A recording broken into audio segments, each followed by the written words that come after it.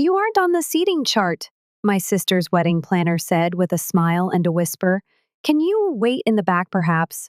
Suddenly, I was wiped once more. I stood at the reception hall entrance, still clutching the gift bag I had spent 2 evenings creating. Tucked next to a personalized illustration of my sister and her fiancé were handwritten comments from her childhood friends that I had gathered behind the scenes. It wasn't expensive, but it was kind. There was no acknowledgement of my presence. I received no seat at all. The woman in charge of the event spoke in the slick, impersonal tone that hospitality professionals are known for in such circumstances. We didn't assign a seat next to anyone because we assumed you would be attending alone or, well, anything at all. I took a look around. They were all seated already. The champagne clinked. No one ever invited me to walk on the beach where laughter surged like waves. Fake pearls and radiant pride surrounded my parents as they sat at the head table.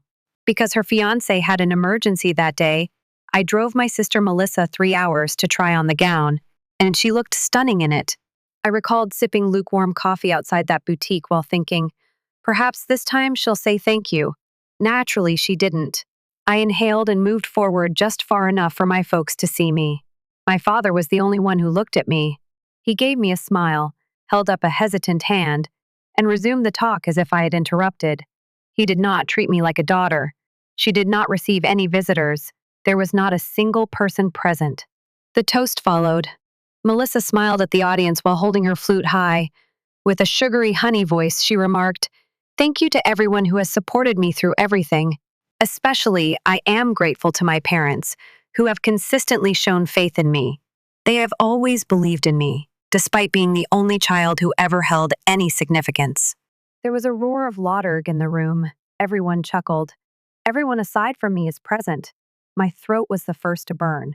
The shame was ancient, hot, and piercing, like all the memories of childhood crammed into a single dagger.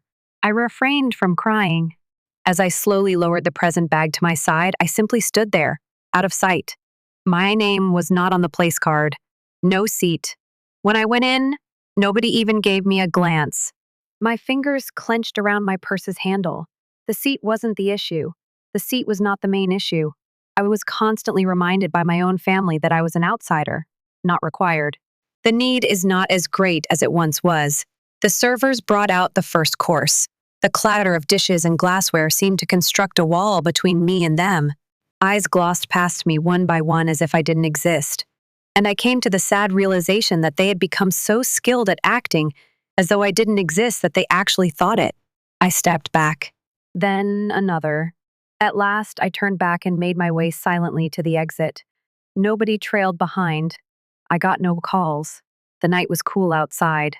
My dress, which I had purchased fresh for this occasion, had its hem raised by a breeze.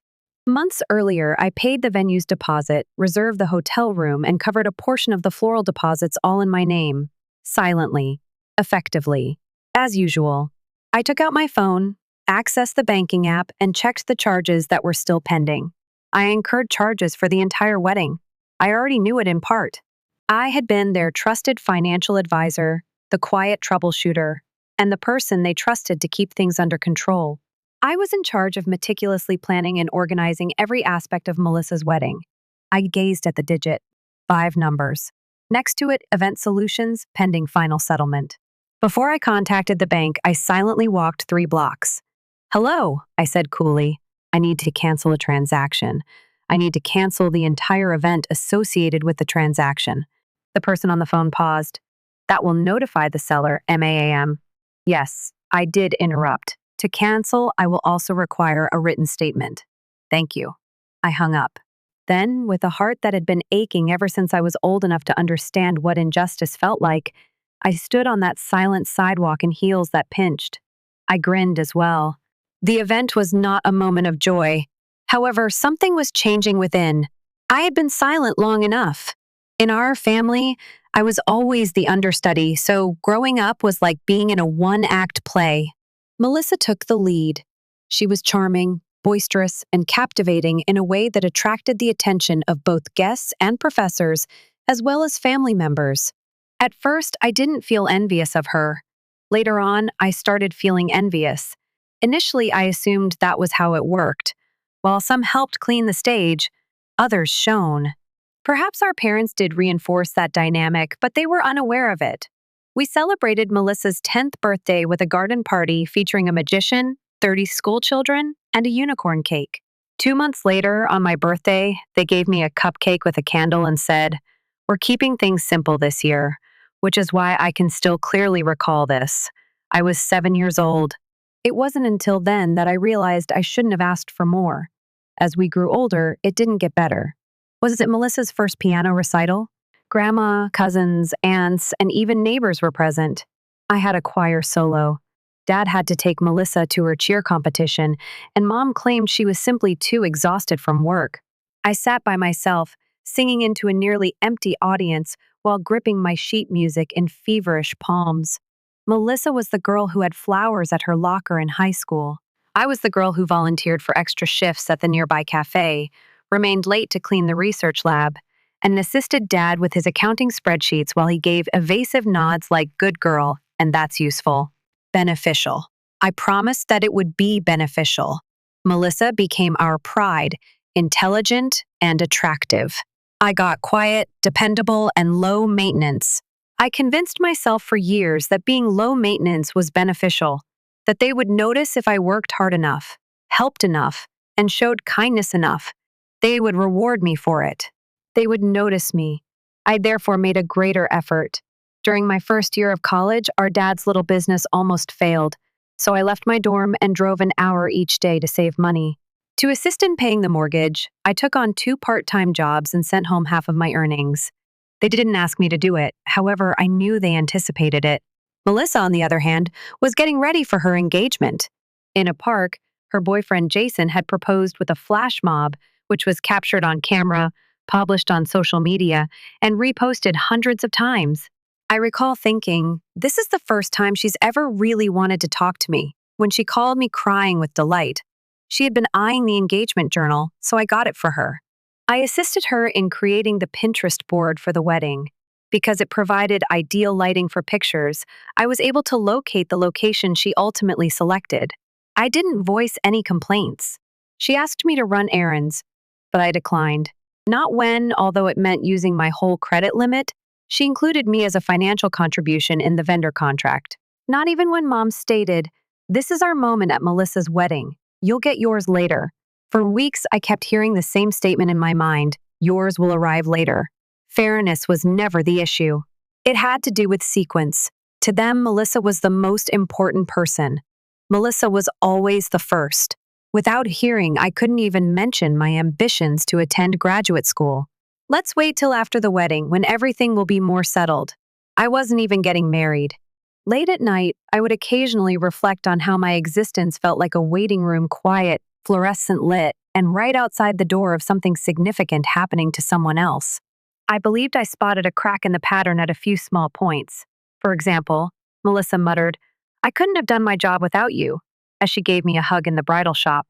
However, by the day of the wedding, those words seemed less genuine and more like passages from a script she had committed to memory. The reality dawned on the night of the rehearsal dinner. The planner added, "You seem good at that kind of thing," so I sat at the edge of the banquet hall, near to a stack of gift bags and folded place cards.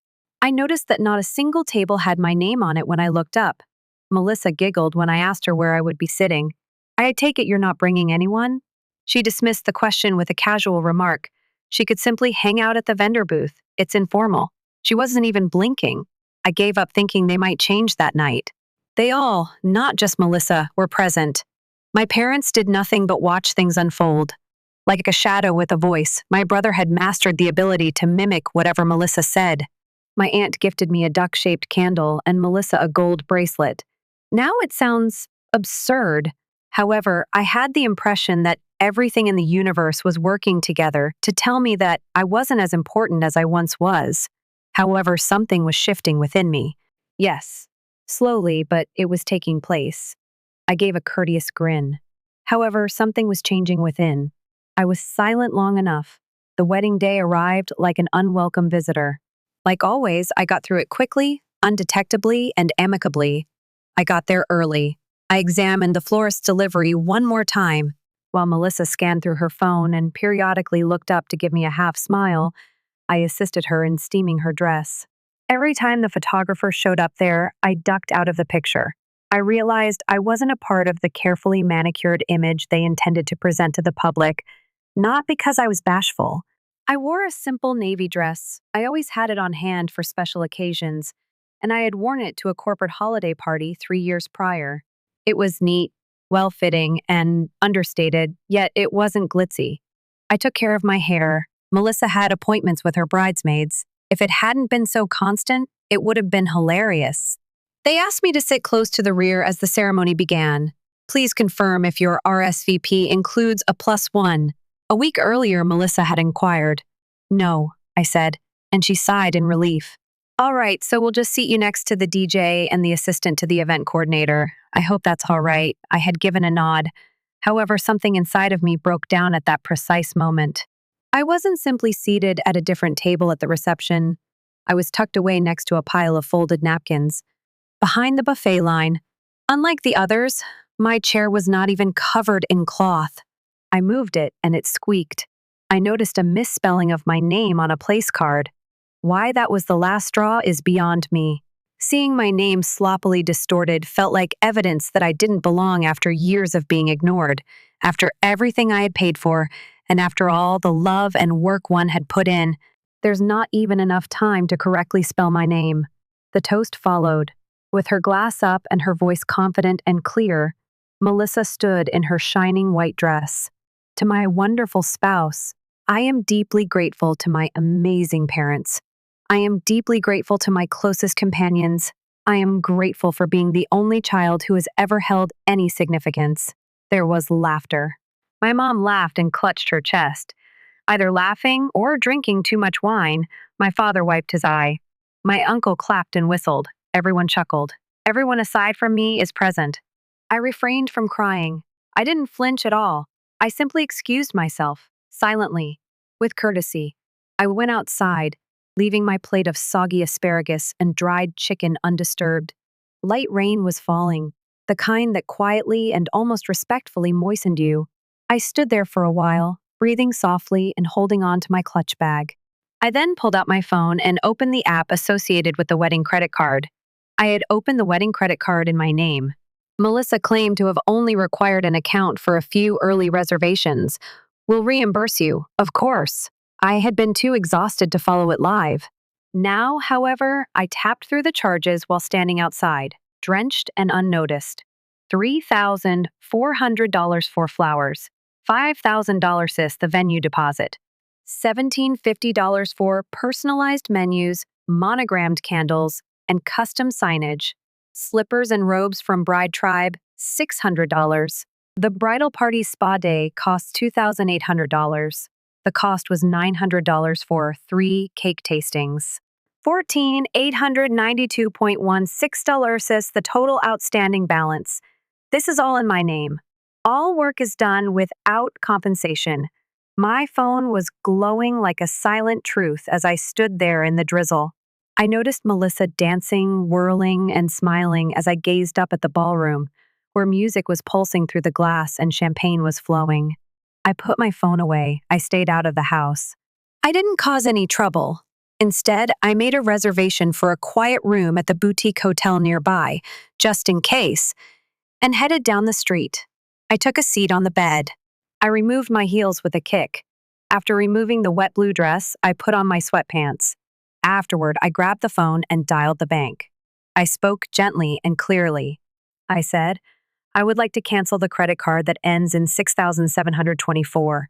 Yes, I would like to cancel it immediately. I no longer approve any charges.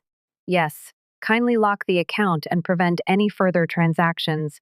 On the other end, there was stillness. Then, MAAM, ever after events, $7,000 remaining payment is the next planned fee. I let out a slow breath. Refuse it. I ended the call, and I was able to breathe for the first time in years. I had dedicated my life to funding the aspirations of others, their gatherings, their commendation, their picture. They had also been reminding me that I wasn't enough during that period. Now, though, They would soon discover what it was like to lose the invisible girl they relied on. That evening, I switched off my phone. The device is not in flight mode. Don't bother. I switched it off, nestled it into the hotel desk drawer, and cautiously shut the drawer, akin to closing a significant chapter in my life. I woke up the following morning free of the wedding guests' noise, the hum of alerts, and the pressure to be kind, helpful, and to find solutions to everyone's issues. It was strange to be silent, uncomfortable, and flawless. I ordered a stack of pancakes that I never allowed myself to consume, wrapped myself in the hotel robe, and took a lengthy shower. Nobody was looking. Nobody was passing judgment. On the way, no one would ask me to be a dear and grab them something. Around noon, I eventually turned my phone back on, and the screen was filled with mayhem. We missed 32 calls. Melissa supplied the majority of them. My mother gave me 16, my dad gave me a 5. There were 3 individuals present at the location, from the caterer too. And a barrage of text messages, Melissa. What on earth is going on with the card? Mom, I believe there is a problem with the reception payments, sweetie. Would you kindly take care of it? Dad, give me a call. Right now. Melissa, once more. They claim that the payment was unsuccessful. The planner is livid as we stand here together. The piece de resistance follows. Melissa, could you please confirm if the card has been canceled? I didn't answer. I let their panic permeate the room as I sipped my now cold coffee on the side of the bed. They had always placed their trust in me, trustworthy, beneficial. What I could offer was the only money I had ever had in that household. What I could do was clean up the mess. I did what I could in silence. Now, though, they were now feeling the effects of disconnection. I went to a law company that I had subtly approached months prior for the afternoon. Something had changed in me when Melissa asked me to co-sign the venue contract as a formality months ago. Even though I wasn't certain at the time, I sought advice just in case. It was a weapon now, not merely a precaution. Kendra, a junior associate, greeted me with a firm handshake and a gentle smile before we sat down. She immediately recognized me. She shoved a folder toward me and added, "You mentioned you might be back when the other shoe dropped. I suppose it fell?" That day, I smiled for the first time. You could say that. Every text, email, and receipt that unequivocally demonstrated that I had been forced to open a credit card in my name with verbal assurances of payback was examined by us. Technically, you are not required by law to keep this account open, Kendra stated, tapping the page. This is especially true if you and your family have never established a formal written contract or agreement. She hesitated. However, you might wish to emotionally prepare for the consequences. If you cut them off, they will make a fuss. I gave her a direct look. I am no longer the backup plan. Give them a stir. Back at the hotel that night, I watched from the window as the final attendees departed the event. The lights were turned down. There was no music. Crumpled napkins and champagne corks littered the street. Melissa was outside arguing with a cleanup team. Her gestures were familiar to me even from a distance. Entitled, impatient, and dramatic. She used to act out when her birthday cake didn't have the color frosting she desired. I shut the drapes. My lawyer's office formally notified the wedding venue and vendors the following morning that I was not liable for any more payments. Copies of Melissa's texts were attached, including the phrase, "We'll pay you back." Of course, it was sanitized, lawful, unrepentant. My parents made another attempt to call later that week. They tried again. I didn't respond. Mom and Dad arrived outside my apartment first. Like some cheesy apology letters from a romantic comedy, they posted notes on my door. "Melissa is inconsolable. All we wanted was for the wedding to be flawless. We had no intention of hurting you. The problem is that they also didn't mean to. The issue was always there. There was never any malice, just not there. Carelessness that cloaked itself in justifications. Tradition is often disguised as selfishness. There is gratitude for someone else and a glittering dismissal. I once thought that experiencing hatred was the worst thing in the world. I now understood, though, that it meant being invisible, and I wasn't for the first time in my life. I did not cause a commotion. However, I made a choice. Furthermore, I was able to recover my position without permission. They asked me to join them for supper, 1 week following the nuptials. The invitation contained no apologies. No justification. Mom just sent me a message. Dinner at 7 o'clock at the residence. Everyone will be present. At one point, I would have been thrilled to be involved, wanted, observed. I didn't feel anything this time. However, I went. The intention was not to make amends, not to extend forgiveness, only to complete the chapter. The large beige house remained the same, complete with a pretentious wreath on the door and the subtle scent of lilacs from Mom's assortment of spray bottles. Before I entered the dining room, I could hear conversations coming from there. Laughter, cutlery clinks. Melissa's words cut through the crowd. I stopped in the hallway, feeling as though years had accumulated on my shoulders like dust on old furniture. Thereafter, I entered. The room fell silent. My presence made noise for once. Melissa looked up from her glass of wine. God, did she really believe that every day was her wedding? She was wearing a white dress once more. My mom grinned too much. Half-heartedly, my father rose up. I'm glad I could make it, he said sternly. I sat down at the end of the table after nodding. It's the one nearest the kitchen. This is the assistant's location at all times. Nobody discussed what had transpired. The issue was not related to the card, not the payments that were canceled, not the lawyer's letter that undoubtedly caused them to tighten their jaws.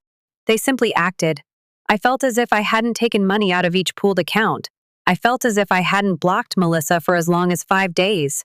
As if my one silent rejection hadn't revealed their total reliance on me. I gave them space to speak regarding the weather.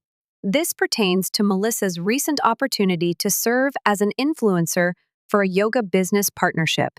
This statement pertains to the impending retirement of Dad.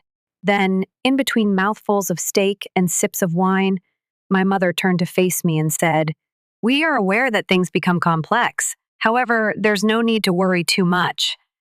We always act in the family's best interests, you know." Slowly, I raised my gaze. I put down my fork. Did you inform the venue that your daughter's wedding was on the verge of cancellation?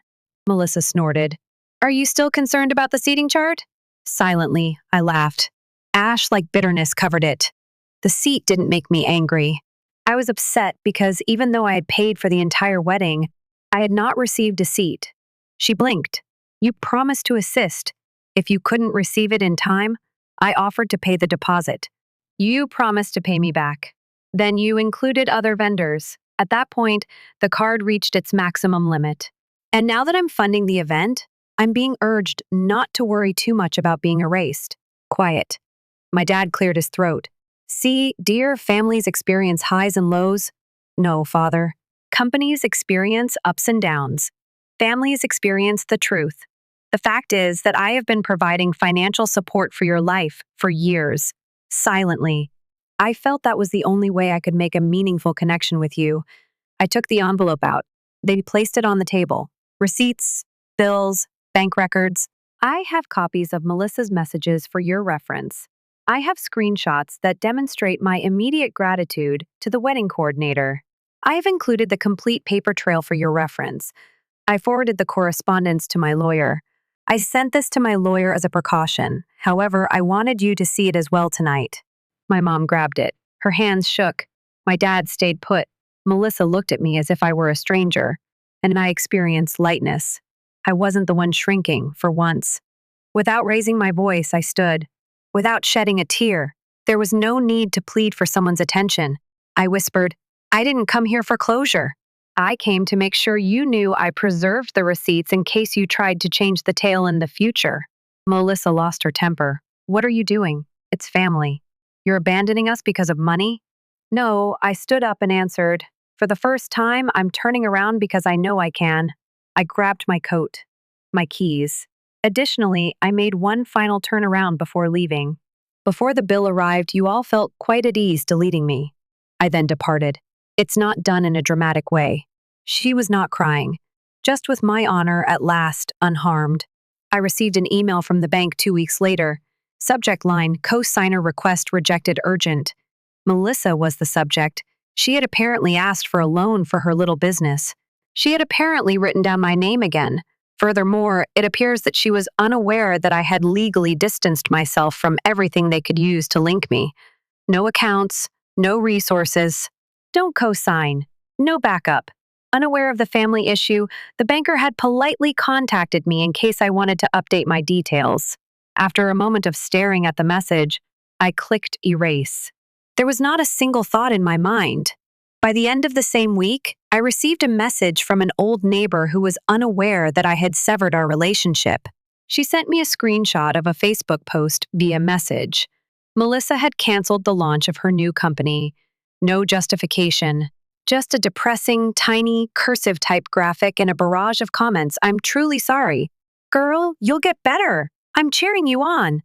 I remained silent, didn't even smile. I wasn't seeking retribution.